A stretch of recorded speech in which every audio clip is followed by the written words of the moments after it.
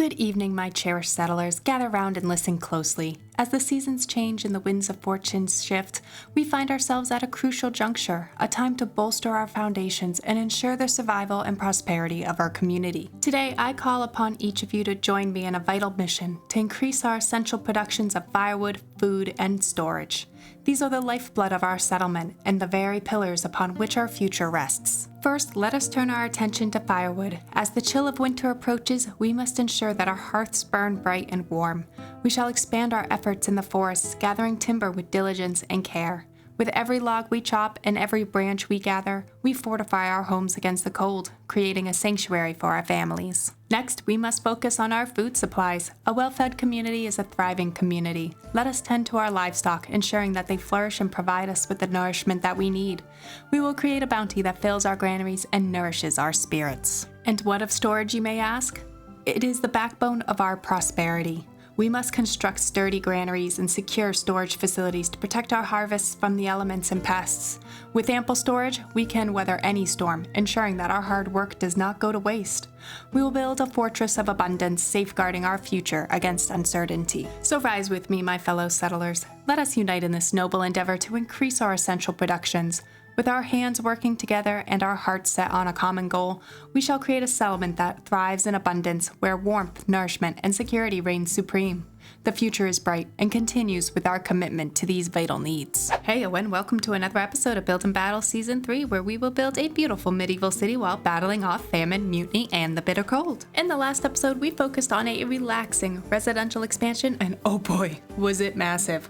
We expanded on 3 neighborhoods, our farmlands, industrial neighborhood, and our settlement center, before adding another neighborhood focused around apple orchard farming. So if you happen to miss the last episode, then click on the info card above, or if you are looking for a new Manor Lords series to binge watch, then check out the entire Build&Battle Season 3 playlist located in the description below. In today's episode, I want to address a few small consequences of our recent residential expansion. Namely, we need to start a second firewood production camp as our citizens are consuming more than we are producing in the winter months. I'd also then like to increase our food production by extending our industrial neighborhood with some additional meat-producing Burgage plots, and after that we wrap up the episode by increasing our storage capacity and seeing if we have any Burgage plots that we can level up.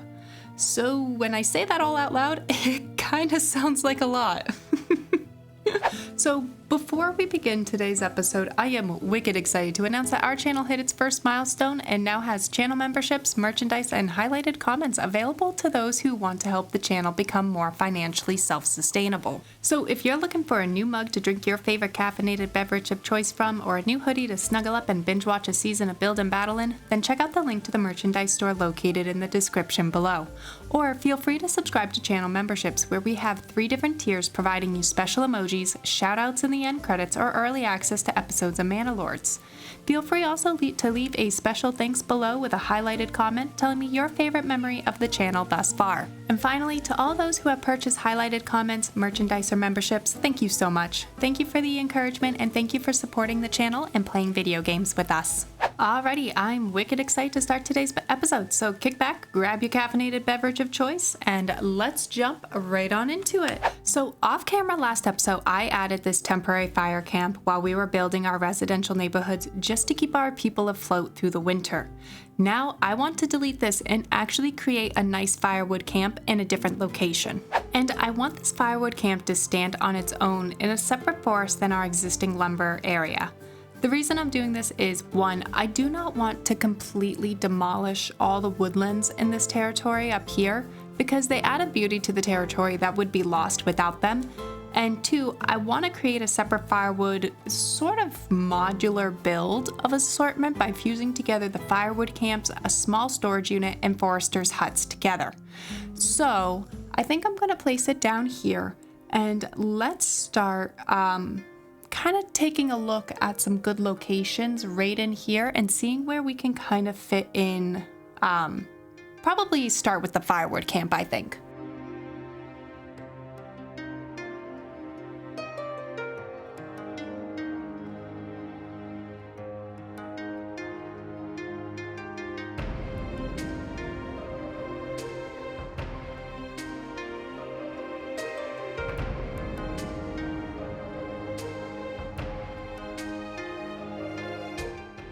Next, I want to ensure that we don't deplete this forest, so I would like to add 2 forester huts to this area and sort of fuse them off of the firewood camp itself. So let's plop in those 2 and see how we can arrange them to try to complement the camp itself.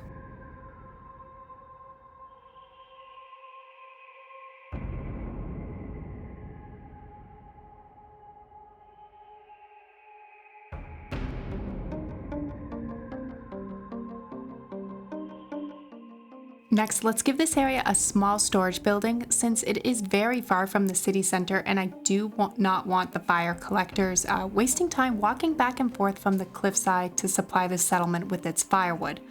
I'd rather have the storage workers do that in all honesty, so let's wiggle in a small storage unit, and I don't think we're going to upgrade this one as I think it's going to look nicer amongst the firewood camp and the thatch roofs of the forester huts.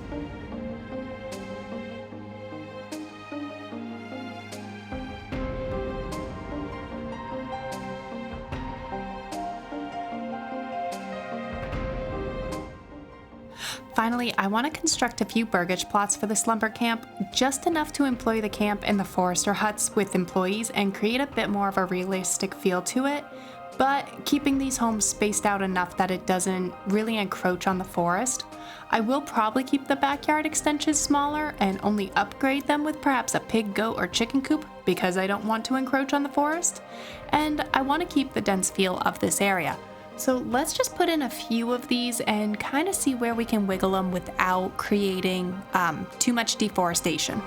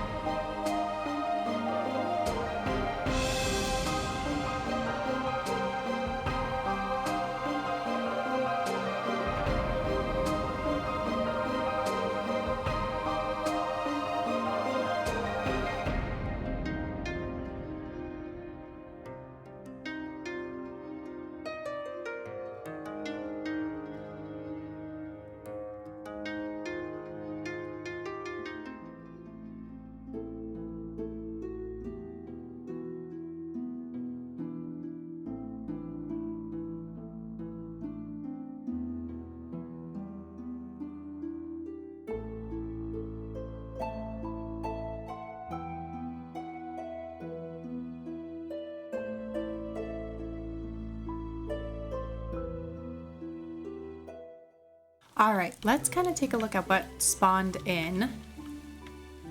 And this is honestly exactly what I was hoping to get here. Just nice Burgage plots and a little bit of like fencing along the King's Road. We got a little well in there just to kind of help out with everything. Let's queue these up to get those extra families in real quickly here. As well as a chicken coop. There's another one I wanted to get a chicken coop in on.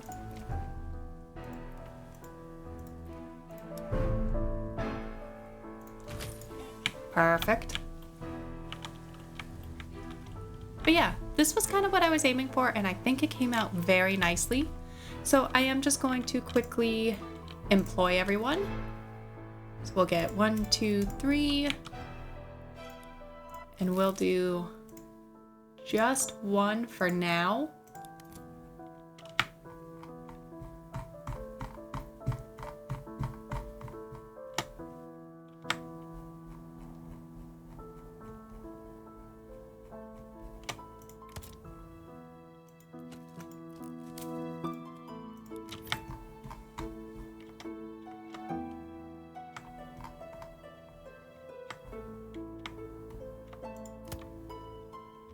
Awesome. And when we get some more families in, we will continue to employ more people here. Now I would like to expand our industrial area just slightly here by adding some more Burgage plots to the other side of our malt house. I am going to keep this area smaller because I really do not need more Burgage plots, but we do need some more food, and I want to expand our meat production specifically here versus say like some farmlands. So let's come on over and add a handful of Burgage plots with pig pens, and I want to make sure that we are a little unique in this area by alternating the orientation of the Burgage plots. So let's jump in and have some fun.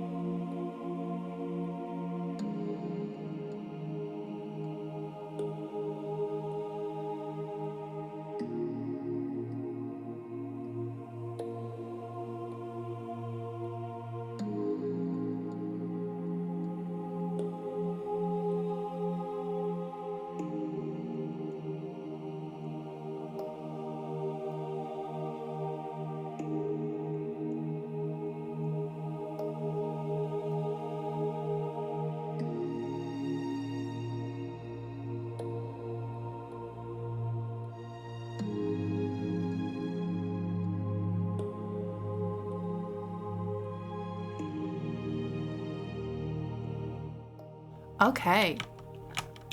I kind of like how that came out. It's a little bit more of a village than I was expecting it to become. But we have quite a few good Burgage plots up in here. And I'm curious, what does it look like? Perfect. I wanted to make sure we kept this kind of fenced thatch roof aesthetic as we came up on the apple orchards, and we did just fine. Or perfectly. I would also like to get a few additional storage houses situated in our city center, as now and then I find we're running out of storage space. I think part of this is due to how many commodities we are producing, as well as just the location of our storage units. So let's jump in and add maybe 2 or 3 to our city center.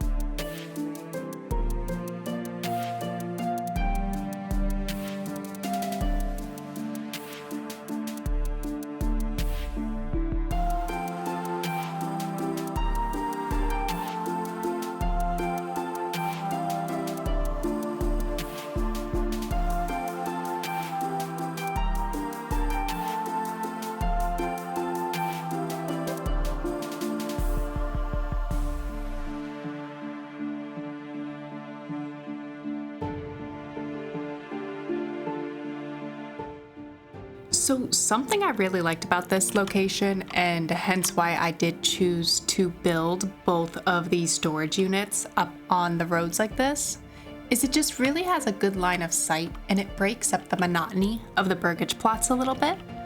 So I think it fit in pretty nicely right here. And I really love how the stone just kind of helps buffer with the hill. I just really love that little detail. Our final construction for the day is upgrading our Burgage plots so that we can keep up with our king's tax. We have a huge population cap, and as people begin to move in, the king will tax us more. Thus, I want to ensure that the homes are generating regional wealth for us to tax and then pay the king with later on. So let's kick back and relax while we watch the settlement go about its day-to-day activities, and let's keep an eye out for any upgrades in our city center.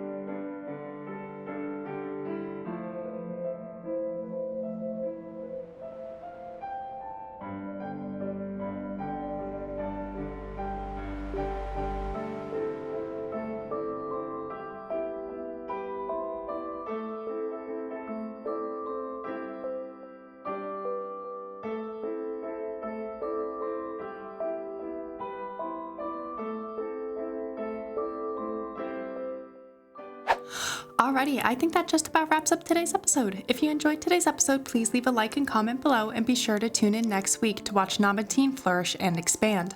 In addition, if you enjoy watching beautiful cities be built, then why not check out Build and Beautify Season 1, our City Skylines 2 Let's Play series located in the info card above. Until next time, I hope everyone has a phenomenal week.